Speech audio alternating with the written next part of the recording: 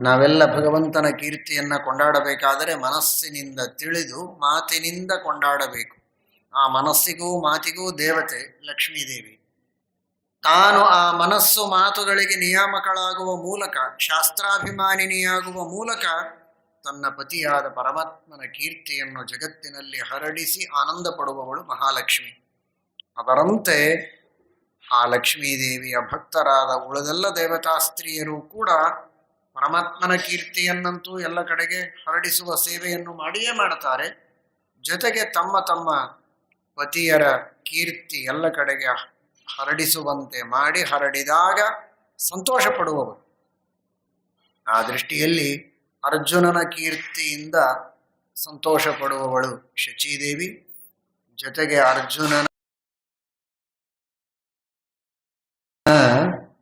ಪ್ರತಿಪಕ್ಷದಲ್ಲಿ ನಿಂತವ ಕರ್ಣ.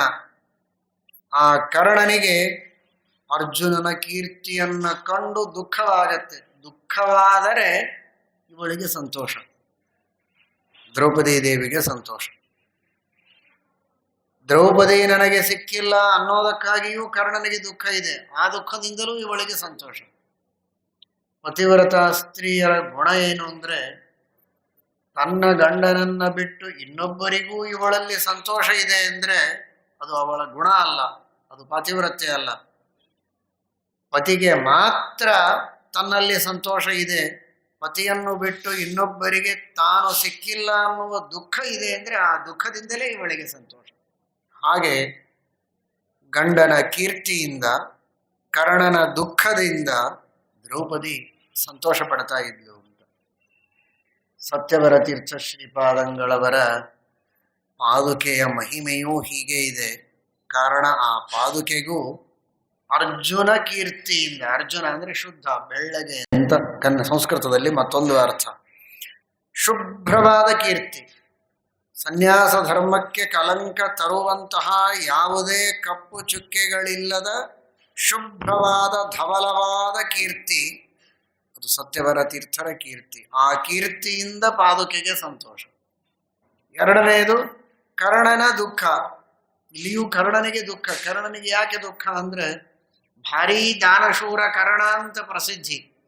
ಆದರೆ ಸತ್ಯವರ ತೀರ್ಥರು ಮಾಡುವಂತಹ ದಾನದಿಂದ ಕರ್ಣನಿಗೆ ದುಃಖವಾಗ್ತಾ ಇತ್ತಂತ. ಅಯ್ಯೋ, ನನ್ನ ಕೀರ್ತಿಯನ್ನು ಮೀರಿಸುವ, ನನ್ನ ದಾನ ಶೌಂಡತೆಯನ್ನ ಮೀರಿಸುವ ದಾನ ಸತ್ಯವರ ತೀರ್ಥರು ಮಾಡುವ ದಾನ ಅಂತ ಕರ್ಣನಿಗೆ ದುಃಖವಾಗ್ತಿತ್ತಂತೆ. ಆ ದುಃಖದಿಂದ ಪಾದಕೆಗೆ ಸಂತೋಷ. ಅಂತೂ ನಮ್ಮ ಗುರುಗಳು ಮಾಡುವ ದಾನ ಕರ್ಣ ಮಾಡುವ ದಾನವನ್ನು ಮೀರಿಸಿದೆ ಅಂತ ಆ ರೀತಿ ಹೇಳುವ ಮೂಲಕ ಸತ್ಯಧರ್ಮರು ತಿಳಿಸಿಕೊಡ್ತಾ ಇದ್ದಾರೆ. ಗುರುಗಳು ಮಾಡುವಂತಹ ದಾನ, ಅನ್ನದಾನ, ಜ್ಞಾನದಾನ, ನಾನಾ ರೀತಿಯ ದಾನಗಳು, ಎಲ್ಲದರ ಮೇಲಾಗಿ ಜ್ಞಾನದಾನ, ಮೋಕ್ಷ ಸಾಧನವಾದ ಜ್ಞಾನವನ್ನು ಅವರು ಉಪದೇಶ ಮಾಡ್ತಾರಲ್ಲ, ಅದು ಪ್ರಪಂಚದೊಳಗೆ ಇನ್ನುಳಿದ ಎಲ್ಲ ದಾನಗಳಿಗಿಂತಲೂ ಹಿರಿದಾದದ್ದು ಅನ್ನುವ ಸೂಚನೆಯನ್ನ ಇಲ್ಲಿ ನೀಡುತ್ತಾ ಇದ್ದಾರೆ.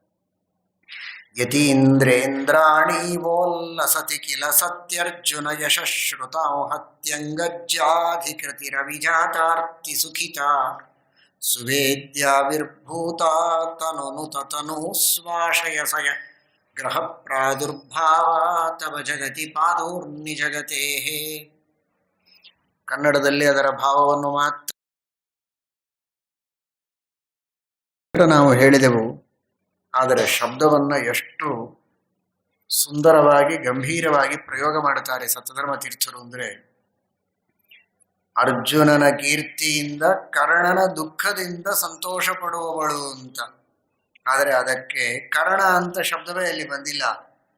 ಶ್ರುತಾಂಹತ್ಯಂಗಜ್ಜಾಧಿಕೃತಿ ರವಿಜಾತಾರ್ತಿ ಸುಖಿತ, ಇದಿಷ್ಟು ದೊಡ್ಡ ಶಬ್ದಕ್ಕೆ ಕರ್ಣ ಅಂತ ಅರ್ಥ.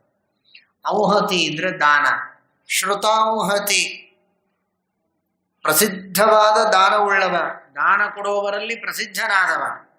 ಅಂಗಜ್ಜಾಧಿಕೃತಿ, ಜ ಅಂದ್ರೆ ಭೂಮಿ, ಅಂಗಜ್ಜ ಅಂದ್ರೆ ಅಂಗದೇಶ, ಅಂಗದೇಶದ ಅಧಿಕೃತಿ ಅಧಿಕಾರ ಇದ್ದವನು ಅಂದ್ರೆ ಅಂಗದೇಶದ ರಾಜ ಕರ್ಣ ಅಂತ ಅರ್ಥ. ದಾನದಲ್ಲಿ ಪ್ರಸಿದ್ಧನಾದವ ಅಂಗದೇಶದ ರಾಜ ಕರ್ಣ. ಅಂತಹ ಕರ್ಣನ ದುಃಖದಿಂದ